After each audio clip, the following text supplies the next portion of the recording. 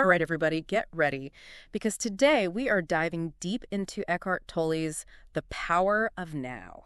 Oh, a classic. It really is. It's everywhere you look, and we're going to find out why, right here, really get to the core of his message. Right to the good stuff. Sounds good. Yeah. And I think one of the things that's so powerful about Tolle's work is he just cuts right to the chase, like right out of the gate. He's like, you are not your mind. Boom! Mic drop. It's true, though, right?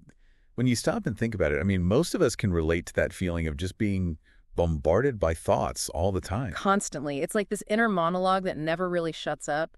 And it's not always pleasant, is it? Right. That's what I find. No, it's rarely helpful in my experience. And Tolle, he compares it to like a dog with a bone, except the bone is our problems. We're always digging up something to worry about. And he would know. Mm. Have you gotten to the part where he talks about how he had this realization himself? Oh, yeah. He talks about being in this really dark place where he literally couldn't stand the sound of his own thoughts. He's like, I can't live with myself anymore. And then it hit him. There must be two of me. Exactly. If there's a me that can't live with myself, then who's the I in that equation? It's like this light bulb moment where he realizes he's not his mind. Total light bulb moment. And that's where his whole idea of the now comes in. Like, that's the key to escaping that mental chaos. It's so simple and yet so difficult to actually do, right? Tell me about it. Like, how do you just turn off that constant stream of thoughts? Right. And Tolle talks about how this concept of the sheed, now it's not new. Spiritual masters have been talking about it for centuries. But for whatever reason, it remains this kind of elusive secret for a lot of us. Oh, absolutely. And I think part of it is just how distracted we are all the time. Like, our world is so fast-paced. We're constantly bombarded with information. It's like our brains never really get a chance to just be present. And Tolle, he calls us out on all the ways we avoid the now, like wishing you were somewhere else or waiting for something to happen or dwelling on the past, all those things that keep us from actually being here in this moment. It's so true. We're experts at escaping the present moment, aren't we? We've mastered it. But what we're really doing is avoiding something, right? Fear, maybe, or discomfort. And that's where I find this whole idea of the pain body so fascinating. Oh, yeah, the pain body. That's a whole other can of worms. Yeah. He describes it as this, like, entity, this accumulation of past emotional pain that we carry around with us. Yeah, and it feeds on negativity. Oh, for sure. And it's like it's always looking for more, Yeah. Always trying to drag us back into those old patterns of suffering. Exactly. Like, it doesn't want us to escape. It wants to keep us trapped in its grip. And it's insidious because it can manifest in so many subtle ways, like self-sabotaging behavior, relationship problems, those recurring negative thoughts that we just can't seem to shake. It's all connected to this unconscious need to keep the pain body alive and well-fed. And the thing is, most of the time, we're completely unaware that it's even happening, right? It's like this hidden force that's secretly running the show. So if we're walking around with this pain body, like, how do we get rid of it? Well, that's the million-dollar question, right? And the good news is, Tolle gives us some pretty practical tools to work with. He doesn't leave us hanging. Okay, good. Because it does feel kind of hopeless sometimes, It really does. But he's all about empowerment, right? It's not about some complicated ritual or like going off to live in a cave. He's talking about things we can do right here, right now, in the midst of our everyday lives. Okay, so, like, give me something tangible. What am I supposed to be doing? Well, he talks a lot about the breath, for example. Yeah. Just bringing your attention to the sensation of breathing. It sounds so basic, but it's incredibly grounding, It brings you right back to the present moment. Right. Because you can't really breathe in the past or the future. It's always right here, right now. Exactly. And he also talks about connecting with the sensations of the body. Just feeling your feet on the ground or the weight of your body in the chair. Anything that helps you to get out of your head into your body. Oh, I see. So it's about shifting your attention from that constant mental chatter to something more like tangible, something you can actually feel. Precisely. And when you do that, those thoughts, they kind of lose their power a bit. They're still there, but they don't have the same hold over you. And that's where the whole observing your thoughts without judgment thing comes in, right? Like, that's got to be the hardest part. It's definitely a practice, and it takes time. But the more we can learn to simply observe our thoughts without getting swept away by them, the more freedom we experience. You're basically creating a separation between you, the observer, and the thoughts themselves. So it's not about trying to stop thinking altogether. It's more like you're just becoming aware of the thoughts as they arise. Exactly. You're no longer identifying with them so strongly. You're not saying, oh, this is who I am. I'm a worrier. I'm anxious. I'm whatever. You're just noticing the thoughts, like clouds passing by in the sky. Again, I'm starting to get it. It's like detaching yourself from the drama of your own mind. Exactly. And when you can do that, it's like this huge weight lifts off your shoulders. You realize that you're not your thoughts.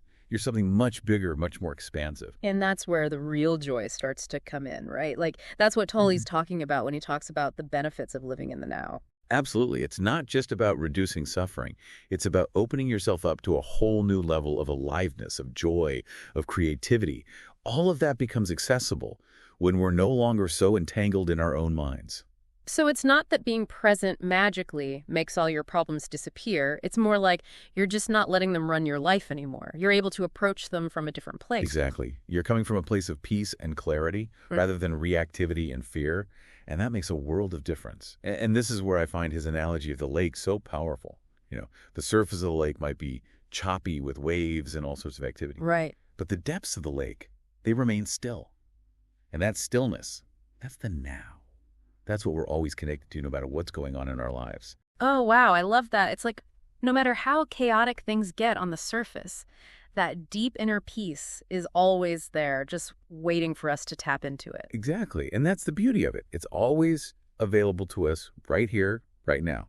And it's not about becoming passive or giving up our desires or anything like that. It's actually the opposite. Oh, really? How so? Well, when we're able to surrender to the present moment, we actually show up more fully. We're no longer resisting what is. Yeah. And that allows us to take action from a place of clarity and alignment rather than fear or insecurity. Oh, I see. It's like we're not wasting our energy fighting against reality. We're just flowing with it. Exactly. Tolle calls it surrendered action. Like our actions become infused with this deeper intelligence when they arise from a place of presence. We're no longer driven by the ego's need to control or manipulate. And that's where the real magic happens, when we get out of our own way and allow life to unfold as it's meant to. That sounds amazing, but how do we actually get there? Like, how do we learn to surrender to the present moment when our minds are so used to resisting everything? Yeah, that makes sense.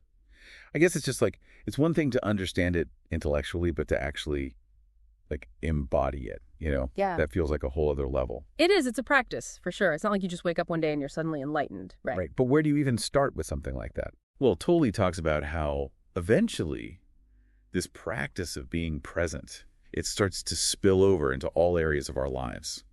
It's not just something we do for 10 minutes in the morning and then forget about it. Okay. Yeah, I can see that. So how does that actually work? Like, what does that look like in, say, everyday life? Well, for example, he talks about how it can transform our relationships. When we're able to be more present with the people in our lives, we're able to really see them, hear them, and connect with them on a deeper level. That makes sense. Right? Because we're not so caught up in our own heads, Yeah.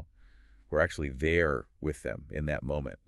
And that's when true intimacy becomes possible. Yeah, totally. And not just in our relationships, but also just in our day-to-day experience of the world. Like I remember him talking about how he started to see beauty in things he never even noticed before. Like the way the light hits a tree or the sound of the wind in the leaves, just those little everyday things that we usually just tune out. Exactly. And he talks about how this shift in awareness, it's not just about appreciating beauty, although that's a big part of it. It's also about our relationship to everything. Yeah. Like he started to feel this sense of interconnectedness with all of life. He even talks about how he'd walk down the street and just feel this overwhelming sense of love for everyone he saw. Wow. And he got there just by being more present. That's what he says. He realized that all the suffering he'd experienced in his life, all the anxiety, all the fear, it all stemmed from this identification with his mind, with his ego. But once he learned to detach from that, he was able to tap into this deeper reality, this place of pure consciousness, pure being. It's like we've been hypnotized by our own thoughts, and he's helping us to wake up. Exactly. And he talks about how once we start to wake up to this deeper reality, we realize that it was always there. Yeah. It's not something we have to create or strive for. It's already who we are at our core. So it's more like a remembering than a learning. Exactly. It's like we're remembering our true nature as boundless consciousness, as pure, unconditional love. And when we connect with that, even for a moment, it changes everything. Wow. Well, I think that's a good place to wrap up our deep dive into the power of now. So much to think about. So much. It seems like the key takeaway here is that Enlightenment, or whatever you want to call it, it's not some far-off destination.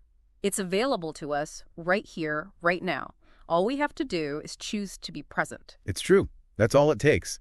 Just this willingness to show up in this moment, fully and completely, without judgment, and see what happens. And who knows, maybe we'll start to see those ducks in a whole new light.